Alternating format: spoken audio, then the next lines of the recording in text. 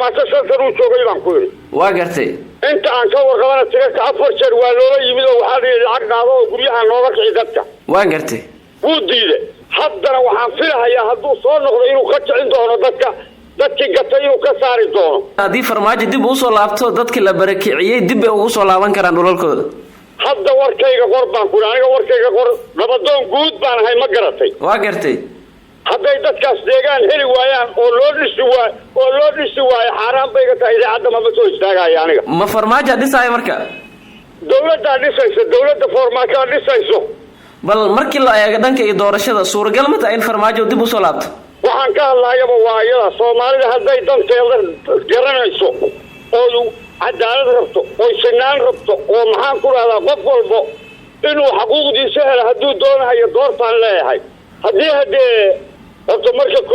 horta marka koobaad idaacadda Siinba waan salaamahayaa shaqaalaheeda iyo magaca idaacadda waan salaamahayaa salaam bacdigeed Soomaali weyn baan rabaa maanta inaan halkan kala hadlo adinkana aad gaarsiisaan Soomaaliya meel kasta oo joogta degmo iyo tuulo in codkaas u gaaraan doonaya hadda saacadan aan joogno magacii un baa taagan wax muuqaal Soomaaliyeed oo taagan male waa gartay maxaad ku dhahay sidaas waxaan ku yiri taariikhda islaamka wali ma dhicin qof nool oo inta la qabto dab lagu ridayo la gubahayo hadday dhacdana cadaalad in loo helo ma dhicin haddana waxa qofka jinniga ku qalqaalin karo laakiin qofka faldanbiyeedkii uu galo waa in maxaan ku raahdaa idaacadda waa in loo helo cadaalad arrimahaas waxaa sababi kara qabiilka marka Soomaali weyn waxaan u sheegahayaa nin baa gabyo wuxuu yiri eelo igarka iyo ilmo wadashada wada aragtay kee alwaadson dawlad qabiil ugu dhisay waan aragnaa aayaheedina waan haynaa maanta waa gartay xildhibaano biiri qaatayaal iyo siyaasiyiin tuuga ahaana maxaan ku lahdaa heerkaas gaaray ma garatay go'aankaas gaaray meeyihii laga dhaxlayna maanta waan haynaayo waan aragtaa Soomaaliya waxa ka jira laba degmo oo daris oo isdagaalayeen ma jirto waa gartay hal degmo oo dawlad ku sheegay intay dhax gashay ay nabadaysayna ma jirto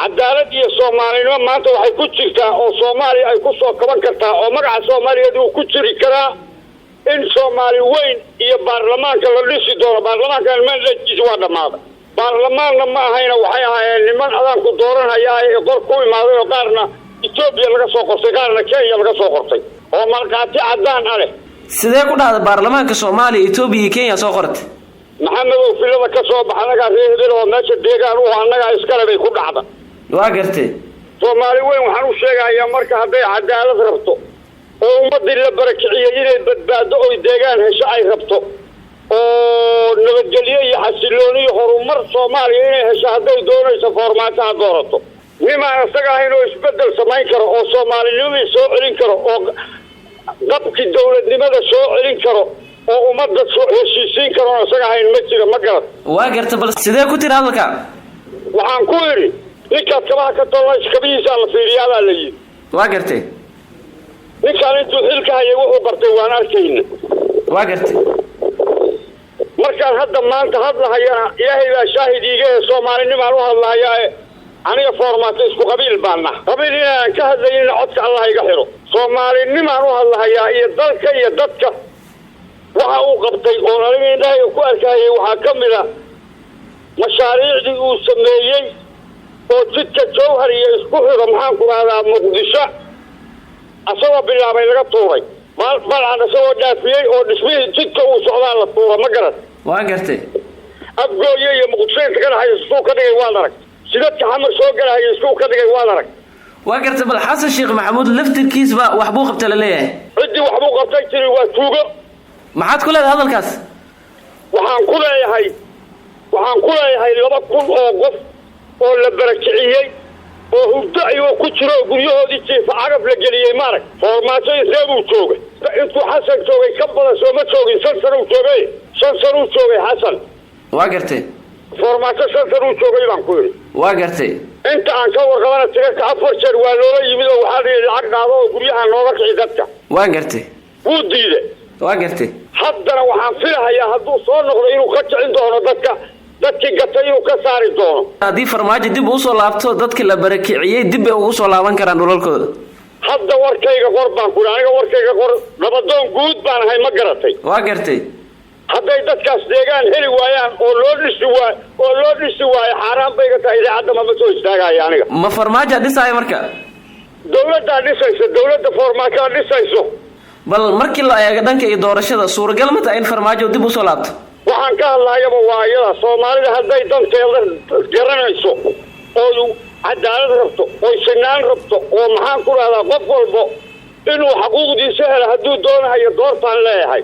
haddii kelmadaydaas inta diidi doontana waa inta boobka ku salaysan oo dadweynaha barakicisay isbedelka imaan doono iyo dadka la barakiciyay deegaameyntooda aniga ballan qaadaya, aniga kula hadlayaa ballan qaadaya. ugaas maxamed axmed samatar baa la yidhahdaa anaa ballan qaadahayaan ku yidhi.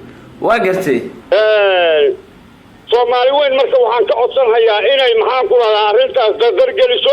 nabadgelyay rabtaa Soomaaliya, dal bay rabtaa, nabadgelyay rabtaa.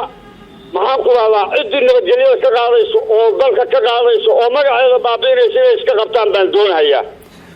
waan gartay bal haddii aan dhanka kale usoo laabano shirkiinan ee gedo aad ku tilmaamtay bal muxuu daarnaa, maxaa looga hadlay arrimaha sida gaarka u xil saarnaa muxuu ah?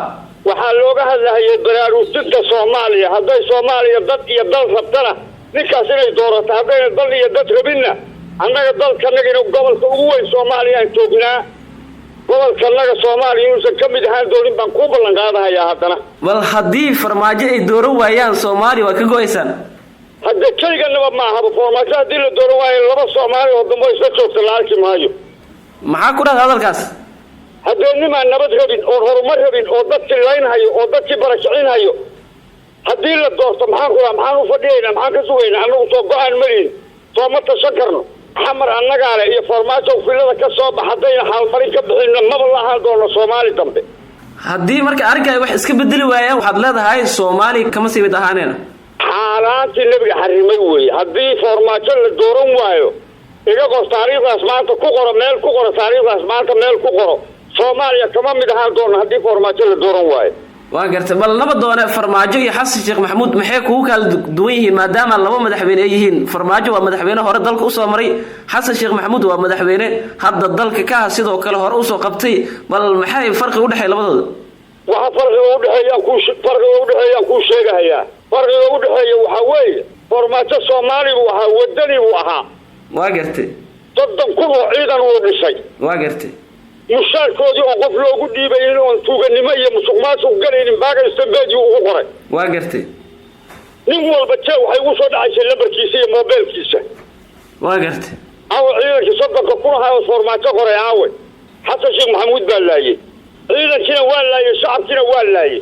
ciidanka markuu laynhayo shacabka xaasaska ciidamada ku jiray oo la dhihi jiray familia militaro oo xurmada geesta ah shacabka kale ka xurmada laga xurmad badin jiray oo waxaasaskii dableyda la dhihi jiray asagaa maxaan ku radaa barakiciyey. nimaana waxbarasho bixinaynin oon caafimaad bixinaynin oo dadkii barakiciyey buu noqday xasan sheekh maxamuud. waad ogtahay farmaajo inkaasoo iskuul buu waxbarashadoodii dawladdaa qaabilsan yiri aan dadka shacabka oo ilmahooda ay waxbaranayaan aanan shilin la weydiinaynin.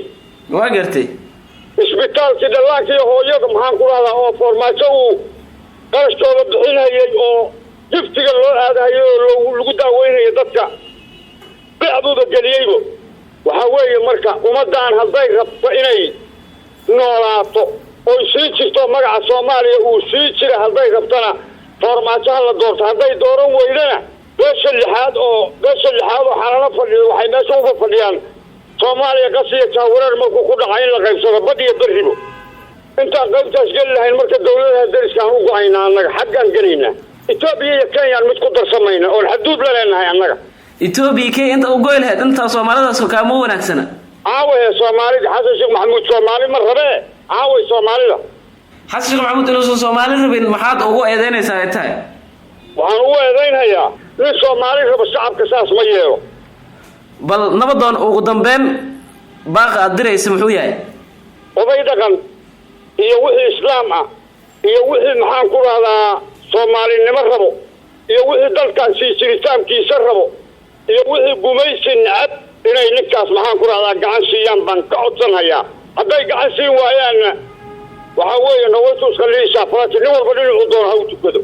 warkaygaasna dad badan inuu qaadan doono oo aamini doonaan filahayaa. maxaa jira dadku xaggaag bay ku sugan yihiin dad ma hayaan dadkii waa la dhameeyey dalkii waa laga barakiciyey ujeeddo maanta la yidhaahdo maxaan ku dhahdaa taasaan soomaali dan baan sugaynaa la yidhahda aniga maba ii muuqato waa haddii sidaa ay wax iska bedelin sidaan haddayna wax iska bedelin ba ilaahay baan ku dhaartaye qoladan afmaymayga qoladan reer baydhaba afmaymaygooda waxaa lagu yidhahdaa geeki mariidi macnaheeda waxaa weeye waagi hore waad arki doontaa nin weyn oo 70 jir aan ahay sud iyo nooradba waa isu maray dowladdii maxamed siyaad iyo dowladdii cabdirashiid waa ka soo shaqeeyey waad arki doontaa baan ku iyagoo jeerkooda soomaali buu ahaan la leeyahay